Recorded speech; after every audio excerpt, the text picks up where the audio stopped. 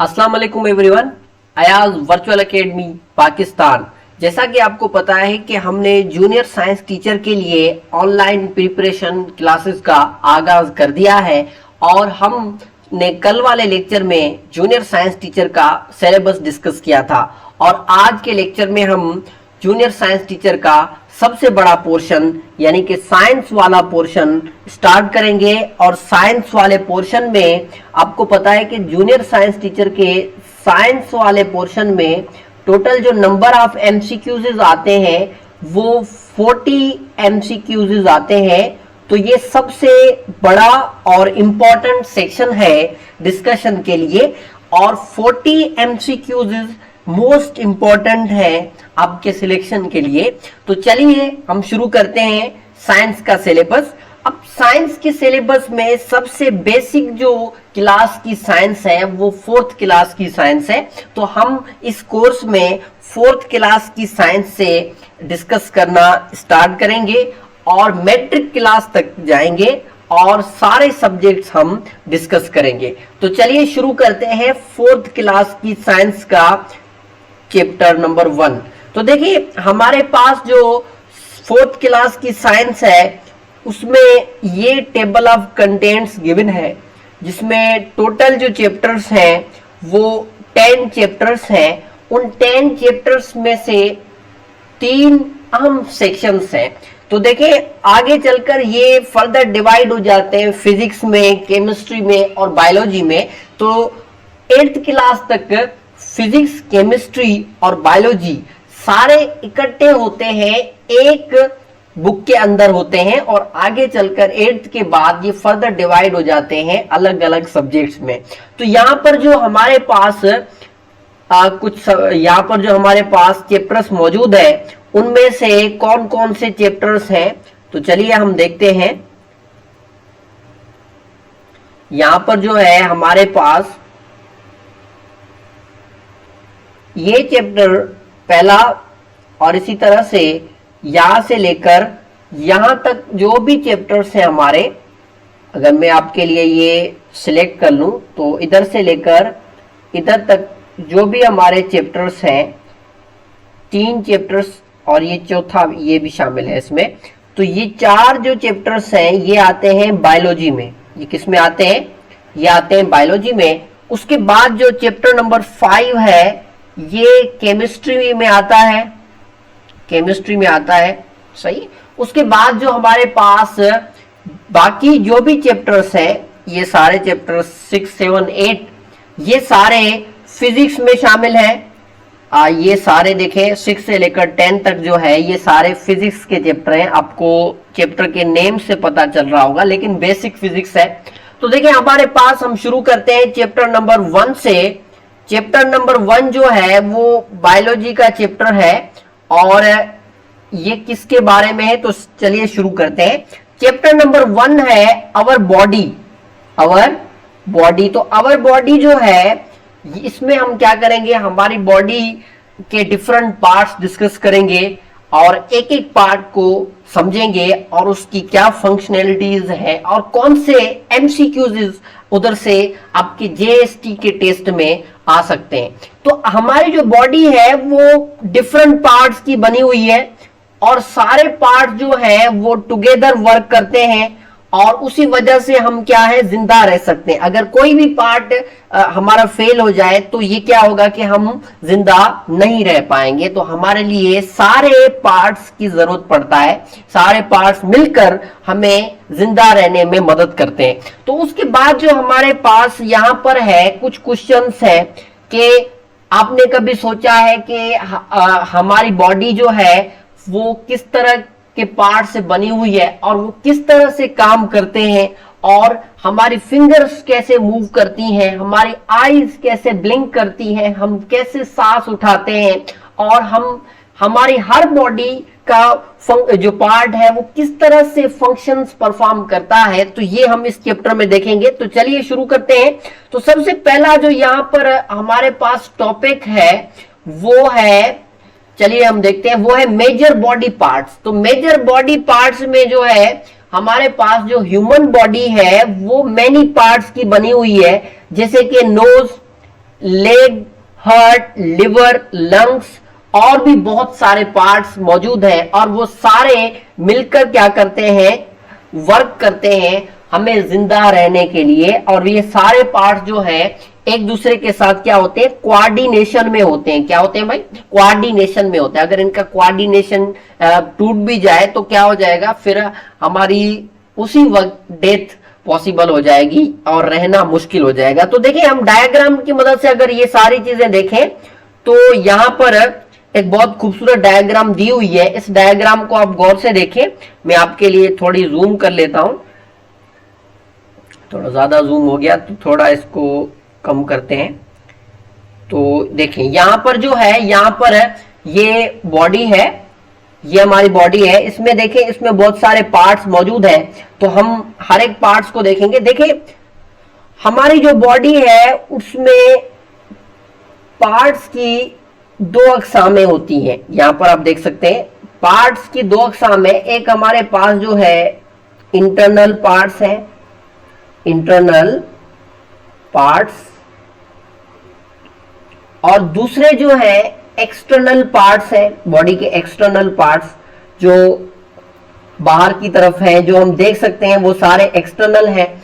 जो अंदर होते हैं वो हम नहीं देख सकते। बॉडी को काटे वगैरह, यानी हम उसको कट लगाएंगे फिर चेक करेंगे फिर देखेंगे तो वो इंटरनल पार्ट्स देख सकते हैं। इस तरह से हम उनको बाहर वाले पार्ट्स को नहीं देख, मतलब जो है इजीली देख सकते हैं, अंदर वाले पार्ट्स को नहीं देख सकते। तो देखिए हमारे पास बहुत सारे पार्ट्स हैं। तो देखिए अब जो इंटरनल पार्ट होगा उसको हम रेड से सर्किल करेंगे और जो एक्सटर्नल होगा उसको हम येलो से सर्किल करेंगे। तो देखिए हमारे पास ब्रेन जो है ये इंटरनल है। उसके बाद दूसरा इंटरनल कौन सा है, हार्ट इंटरनल है। लंग्स जो है ये भी इंटरनल पार्ट्स में आता है। स्टमक जो है ये भी इंटरनल पार्ट्स में आता है। लिवर जो है वो भी इंटरनल पार्ट्स में आता है। किडनी जो है वो भी इंटरनल पार्ट। लार्ज इंटेस्टाइन ये भी इंटरनल पार्ट्स में, और स्मॉल इंटेस्टाइन ये भी इंटरनल पार्ट्स में आते हैं। और एक्सटर्नल पार्ट्स की भी थोड़ी मिसालें दी हुई है। तो एक्सटर्नल पार्ट्स देखें, जैसे हमारे पास आईज है, एयर्स है, ये दो जो है ये हमारे पास एक्सटर्नल पार्ट्स हैं। इसके अलावा भी मौजूद है लेकिन यहां पर डायग्राम में यही दिए हुए हैं। तो उसके बाद हम थोड़ा आगे चलते हैं। तो आगे कौन से इंपॉर्टेंट टॉपिक्स हैं तो चलिए देखते हैं। तो सबसे पहले तो मेजर ह्यूमन बॉडी पार्ट्स के बारे में मैंने आपको बता दिया। उसके बाद जो है, अब सबसे पहला जो पार्ट है ह्यूमन बॉडी का जो मेजर है वो इंटरनली होता है, बट वो कौन सा है, वो ब्रेन है। तो हम ब्रेन को डिस्कस करते हैं। देखिए जो हमारा ह्यूमन ब्रेन है ये किस काम के लिए यूज होता है, तो यहां पर बताया गया है कि ये रिमेंबरिंग के लिए यूज होता है। हम चीजों को रिमेंबर करते हैं, रिकॉग्नाइज करते हैं। किस तरह से रिकॉग्नाइज करते हैं, पहचानते हैं, रिमेंबर करते हैं, और तो वो काम करता है ह्यूमन ब्रेन। और इसका बाद इसकी डेफिनेशन है कि the part that controls all these and many more functions in human body is called brain.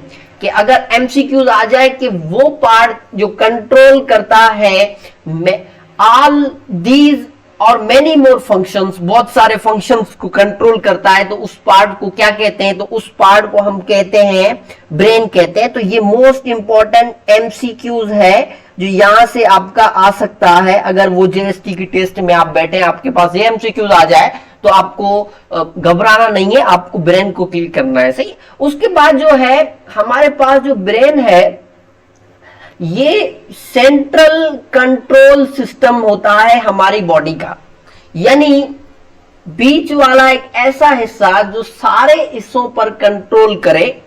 ये सारी बॉडी की एक्टिविटीज को देखता है।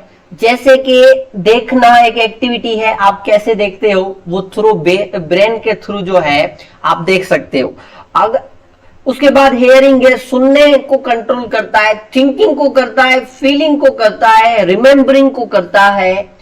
जो इवेंट्स वगैरह होते हैं तो आपको मुख्तलिफ इवेंट्स रिमेंबर करने होते हैं तो वो थ्रू ब्रेन की वजह से होते हैं।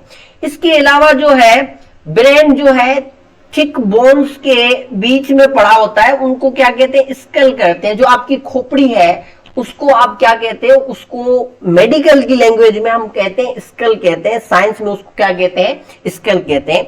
उसके बाद जो है यहां पर कुछ इंपॉर्टेंट चीज दी हुई है, तो इंपॉर्टेंट चीज जो है हमारे पास, तो पहला है, मैं हाइलाइटर का कलर चेंज कर लेता हूं आपके लिए। तो देखिए जो हेड एज है not a pain in brain, कि याद कर लेना कि जो हमें हेड एज आता है तो वो आपके ब्रेन में दर्द नहीं होता है, दिमाग में दर्द नहीं होता है, वो बाहर होता है, यानी कि बाहर होता है, आपके ब्रेन में नहीं होता है। दूसरा ये है अडल्ट का ब्रेन जो है, याद कर लेना, इसका वेट होता है 1.4 kg, और ये बार बार एमसीक्यूज में आया है। तो अडल्ट का जो वेट है, ये आप एमसीक्यूज लिख ले, अडल्ट का जो वेट है ये क्या होता है, 1.4 kg होता है, और ये याद कर लेना। इसके अलावा याद कर लेना कि जो इंजरी है ब्रेन में, जो ब्रेन में इंजरी होती है वो कैन नॉट बी क्योर्ड और it can not be regrow after damage. अगर आपके ब्रेन में फॉर एग्जांपल कोई चीज लग जाती है, कोई धक्का लग जाता है, कोई भी चीज लग जाती है, तो फिर उसको आप रिकवर नहीं कर सकते। रिकवर क्यों नहीं कर सकते, क्योंकि जो हमारा ब्रेन वाहिद वो पार्ट है जो रीग्रो नहीं होता है। एक बार अगर किसी का ब्रेन जो है ग्रो हो गया तो उसके बाद रीग्रो नहीं होता है। ये आप याद कर लेना, ये इंपॉर्टेंट है, आपसे एमसीक्यू पूछ सकता है कि कौन सा पार्ट है जो रीग्रो नहीं होता है।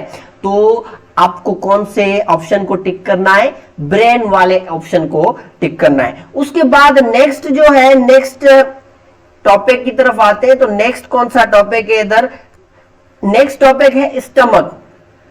अब देखिए ब्रेन का काम है सोचना, स्टमक का काम क्या होता है, हम जो खाना खाते हैं, हम जो क्या खाते हैं, हम जो खाना खाते हैं, तो वो खाना जो है, वो खाना जो है, जो फूड हम ईट करते हैं, या हम जो मीठी चीजें खाते हैं या ड्रिंकिंग करते हैं, तो वो मुख्तलिफ चीजें जो हैं वो कहां जाती हैं, वो जाती हैं हमारे स्टमक में। तो देखिए अगर यहां पर आप देख ले तो ये हमारे पास डायग्राम है, ये वाला जो हिस्सा है, ये वाला जो हिस्सा है, इसको अगर मैं आपके लिए लिख लूं तो इसको कहते हैं स्टमक। क्या कहते हैं, स्टमक कहते हैं। ये हमारे पास क्या हो गया, ये हो गया स्टमक। अब जो स्टमक है, हमारा जो भी यहां से इनलेट है, यहां से हम खाना खाते हैं, ये जो भी खाना है, फॉर एग्जांपल ये जो येलो कलर से आ रहा है, तो ये हमारा फॉर एग्जांपल खाना है। तो ये जो खाना है, ये हम जो पानी पीते हैं या जो मीठी चीजें खाते हैं, वो सारी चीजें कहां आ जाती हैं, स्टमक में आ जाती हैं, फिर स्टमक से नीचे एक्सक्रेट होती हैं। अब स्टमक का पहला जो इंपॉर्टेंट काम है स्टमक का, तो इसके हम कुछ काम देख लें, कौन से इंपॉर्टेंट इसके काम है। तो पहला ये है कि फूड को स्टोर करता है, दूसरा ये है कि ये फूड को ब्रेक करता है, डाइजेस्ट भी करता है, और लिक्विड मिक्सचर में भी कन्वर्ट करता है, एक मिक्सचर में कन्वर्ट कर देता है। यानी हम जो खाना खाते हैं वो क्या होता है, ब्रेक होता है, डाइजेस्ट होता है, और फिर कन्वर्ट हो जाता है एक मिक्सचर में, फिर वो स्टमक के नीचे जाता है, और फिर जो मिक्सचर है वो दूसरे पार्ट्स की तरफ ट्रांसफर होता है। जैसे कि आपके पास अनदर पार्ट है, इंटेस्टाइन है, जो आंतें होते हैं, तो उसमें ये क्या हो जाता है, ट्रांसफर हो जाता है, और वहां पर जो है बाकी जो न्यूट्रिएंट्स हैं वो उससे क्या हो जाते हैं, अब्सॉर्ब हो जाते हैं। उसके बाद जो देखिए हमारे पास जो स्टमक है, तो हम अगर स्पाइसी फूड खाते हैं तो एक बीमारी होती है स्टमक में, तो उसको कहते हैं अल्सर या ओबेसिटी। ये किस लिए होता है, ये ड्यू टू स्पाइसी फूड के लिए होता है। अगर स्पाइसी फूड आप खाएंगे तो ये आप पर असर कर सकती है। उसके बाद जो है हमारे पास जो है stomach just like a mixer की तरह काम करता है, कि अगर आपसे कोई पूछे कि stomach is just like a mixer, तो ये मिक्सर की तरह है। जैसे आप मिक्सर में बहुत सारी चीजें डालें और वो फिर क्या करे, उनको मिक्स कर दे, तो वो क्या होता है कि फिर वो स्टमक का काम होता है। अब उसके बाद देखिए नेक्स्ट जो है, नेक्स्ट टॉपिक है टीथ। अब टीथ पर आते हैं, याद रहे एक इंपॉर्टेंट एमसीक्यूज आ सकता है इधर से। टीथ के जो सेट्स होते हैं वो 2 सेट्स होते हैं, हर इंसान में 2 सेट्स ऑफ टीथ होते हैं। पहला वो होता है जो प्राइमरी टीथ होते हैं, दूसरे वो जो होते हैं परमानेंट टीथ। अब प्राइमरी जो बेबीज को होते हैं, जो छोटे बच्चे होते हैं, उनके प्राइमरी टीथ होते हैं, और जो परमानेंट होते हैं वो जो ओल्ड लोग होते हैं उनके परमानेंट टीथ हो जाते हैं। अब बच्चे वाले दांत जो है याद कर लेना, इनके नंबर एमसीक्यूज में आ सकते हैं कि तो प्राइमरी टीथ जो होते हैं वो 20 प्राइमरी टीथ है, और अडल्ट के जो टीथ होते हैं वो 32 टीथ है, परमानेंट टीथ कहते हैं। तो मीन्स दो एमसीक्यूज इधर आ सकते हैं कि प्राइमरी टीथ की सेट्स ऑफ जो टीथ है वो कितने हैं, और इसके अलावा जो है हमारे पास प्राइमरी टीथ का नंबर क्या है 20 है, और जो हमारे पास अडल्ट टीथ है वो क्या है 32 टीथ आते हैं। तो याद कर लेना, तो ये इंपॉर्टेंट है। उसके बाद थोड़ा आगे बढ़ते हैं, तो आगे से कौन कौन सी इंपॉर्टेंट चीजें हैं जो आपको बतानी है, जो जूनियर साइंस टीचर में आ सकती हैं। तो उसके बाद जो नेक्स्ट ऑर्गन है वो है एयर। अब कान जो है, आपसे अगर मैं पूछूं कि कान एक्सटर्नल है या इंटरनल, तो कान जो है वो दोनों हो सकता है, यानी ये एक्सटर्नल भी है, ये जो इसका बाहर वाला हिस्सा है, ये देखिए मैं आपको इसको रेड कर रहा हूं, देखिए पेन से रेड कर रहा हूं, आप देखें तो ये जो बाहर वाला हिस्सा है इसको एक्सटर्नल कहते हैं। इसको क्या कहते हैं? इसको कहते हैं एक्सटर्नल। और ये जो अंदर वाला हिस्सा है इसको हम अगर दूसरे कलर से कर ले हाईलाइट, फॉर एग्जांपल मैं ये कलर ले लेता हूं, तो देखिए यहां वाला जो अंदर इनसाइड हिस्सा है इसको आप इंटरनल कहते हो। इसको आप क्या कहते हो? इंटरनल, जो बाहर से दिखाई नहीं देता है बट लेकिन अंदर होता है, जहां से आप सुनते हो। अब एयर जो है ये क्या सुनने के लिए काम आता है? नहीं, एयर दो कामों के लिए यूज होता है। एक तो हेयरिंग है, एक तो क्या है? हेयरिंग, सुनना। दूसरा बॉडी को बैलेंस करना। अगर आपके कान में फॉर एग्जांपल इन्फेक्शन हो जाता है, कुछ भी आपके कान में डैमेज हो जाता है, तो फिर क्या है, आपकी बॉडी जो है वो मेंटेन नहीं हो सकती, यानी कि ब्रेन का भी एक बहुत बड़ा रोल होता है इधर। उसके बाद जो है दो किस्म की आवाज सुन सकता है, एक हमारे पास प्लेजेंट साउंड्स होते हैं, दूसरे नॉइजेस होते हैं। प्लेजेंट साउंड वो होते हैं जो रेगुलर होते हैं पैटर्न में, और नॉइजेस वो होते हैं जो इरेगुलर होते हैं, जो सुनने में आपको तकलीफ देते हैं, वो नॉइजेस होते हैं। अब इसमें दोनों पार्ट्स हैं, इंटरनल पार्ट्स भी हैं जो मैंने बात की, एक्सटर्नल पार्ट्स भी हैं, दोनों इसमें मौजूद हैं। और याद रहे कि हमारे पास जो पार्ट मौजूद है उसको एक्सटर्नल एयर कहते हैं, नीचे वाला देखें आप, और इंटरनल इसके अंदर होता है, जो मैंने आपको बताया इसके अंदर ब्लू मैंने किया। तो याद रहे एलिफेंट के जो एयर फ्लैप्स हैं, कान के पर्दे, वो बहुत बड़े होते हैं, मतलब बड़े बड़े कान होते हैं उनके। अब वो बड़े कान किस लिए होते हैं? वो टेम्परेचर कंट्रोल करने के लिए यूज होते हैं। और अफ्रीकन जो एलिफेंट्स हैं उनके सबसे ज्यादा लार्जर एयर्स हैं। अगर आपसे पूछ ले कि अफ्रीकन जो एलिफेंट्स हैं उनके एयर्स क्या है, लार्जर है, स्मॉलर है, तो ये आपको जीके में आ सकता है, साइंस जीके जो होता है ना उसमें आ सकता है। मैंने आपको कल बताया था साइंस जीके। उसके बाद नेक्स्ट है हमारे पास नोज। अब देखें नोज जो है, अगर आपको फॉर एग्जांपल दो चीजों को डिस्टिंग करना हो, फर्क महसूस करना हो, तो आप कैसे फर्क महसूस करेंगे? फॉर एग्जांपल अगर मैं आपको एक बिरयानी दे दूं, दूसरी साइड पर मैं किसी जानवर का गोबर रख दूं, आपके बैकयार्ड में रख दूं, और यहां डस्टबिन का कचरा रख दूं, तो आप दोनों में एक फर्क महसूस कर सकते हैं। और वो फर्क किस लिए महसूस करते हैं? वो फर्क महसूस करते हैं आप अपने नोज की वजह से। किसकी वजह से? नोज की वजह से। अगर आपका नोज काम नहीं करे तो आप स्मेल नहीं महसूस कर सकते। अब नोज जो है ये क्या करता है, इसका काम जो है ये एयर को इनसाइड ड्रा करता है और आइडेंटिफाई करता है डिफरेंट स्मेल्स और अरोमास। जो स्मेल्स और अरोमास हैं ये मतलब जो है हमारे पास एनवायरनमेंट में चीजें मौजूद होती है तो उनको क्या करता है, डिटेक्ट करता है। और इसमें याद रहे इसमें 2 होल्स होते हैं, उन होल्स को क्या कहते हैं? नॉस्ट्रिल्स कहते हैं। ये एमसीक्यूज आ सकता है, ये इंपॉर्टेंट एमसीक्यूज है कि जो नोज के होल्स हैं उनको क्या कहते हैं? नॉस्ट्रिल्स कहते हैं। ये आपका इंपॉर्टेंट एमसीक्यूज है, ये मैंने लगा दिया। उसके बाद देखिए सराउंडिंग में से जो हवा होती है वो डायरेक्ट लंग्स तक पहुंच जाता है और ये मुख्तलिफ काम ये क्या करता है, सही है। तो उसके बाद नेक्स्ट जो है हमारे पास, नेक्स्ट हम आगे चलते हैं, तो नेक्स्ट जो है नेक्स्ट पेज पर आते हैं। तो नेक्स्ट पेज में हमारे पास क्या है? लंग्स है। अब लंग्स के ऊपर बात करेंगे। लंग्स जो है याद कर लेना, इनको हम ब्रीथिंग सेंटर ऑफ बॉडी कहते हैं। अब ब्रीथिंग सेंटर क्या है?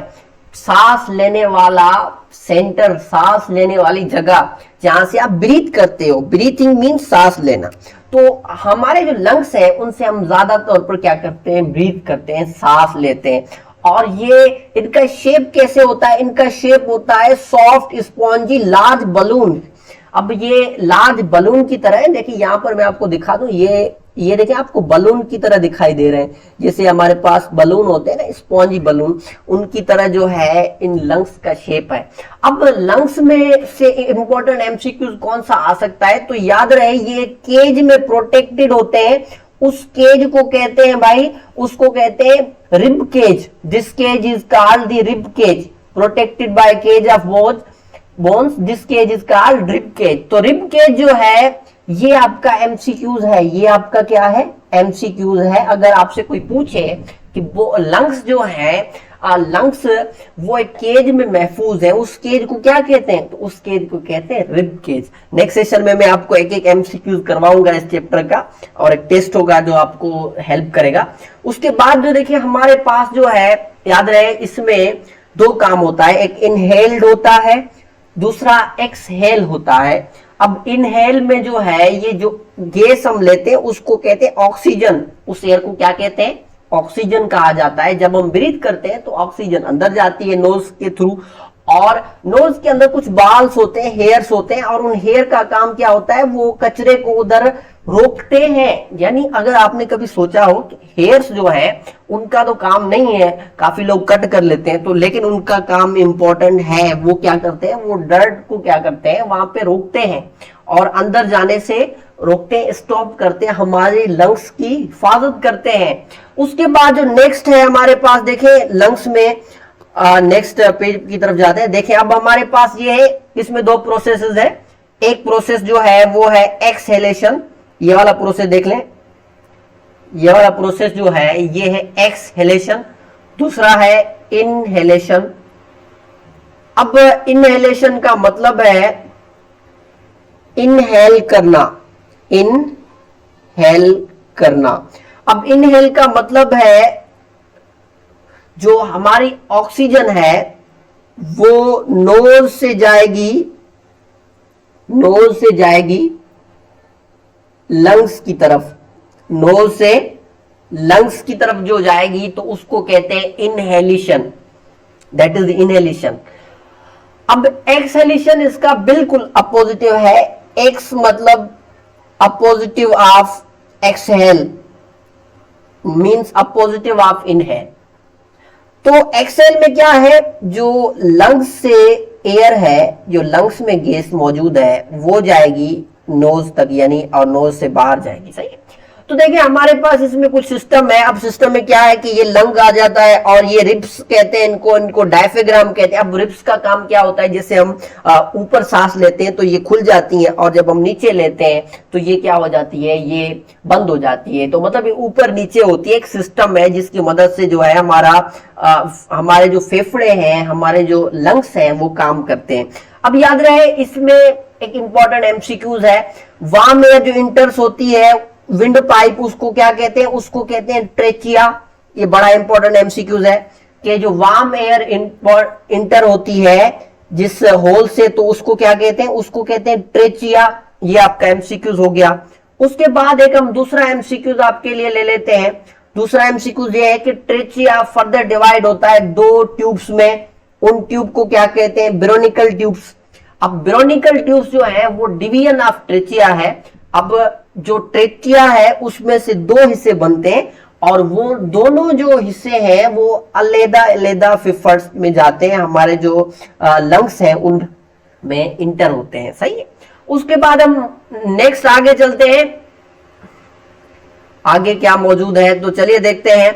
अब देखिए यहां पर जो है ऑक्सीजन अब्सॉर्ब करते हैं, ये ठीक हो गया भाई, हमने पहले डिस्कस कर लिया था। ऑक्सीजन अब्सॉर्ब करते हैं और कार्बन डाइऑक्साइड आउट करते हैं। अगर एमसीक्यूज आ जाए कि ह्यूमन लंग में से कौन सी गैस बाहर निकलती है, तो that is the carbon dioxide. और ये बार बार आता है कि ह्यूमन जो है लंग्स जो है वो कौन सी गैस इन करते हैं और कौन सी गैस आउट करते हैं। तो ये भी आपके इंपॉर्टेंट एमसीक्यूज में आ जाएंगे, ये भी पॉइंट है। और ये भी आपका क्या है, पॉइंट है कि कार्बन डाइऑक्साइड और वो।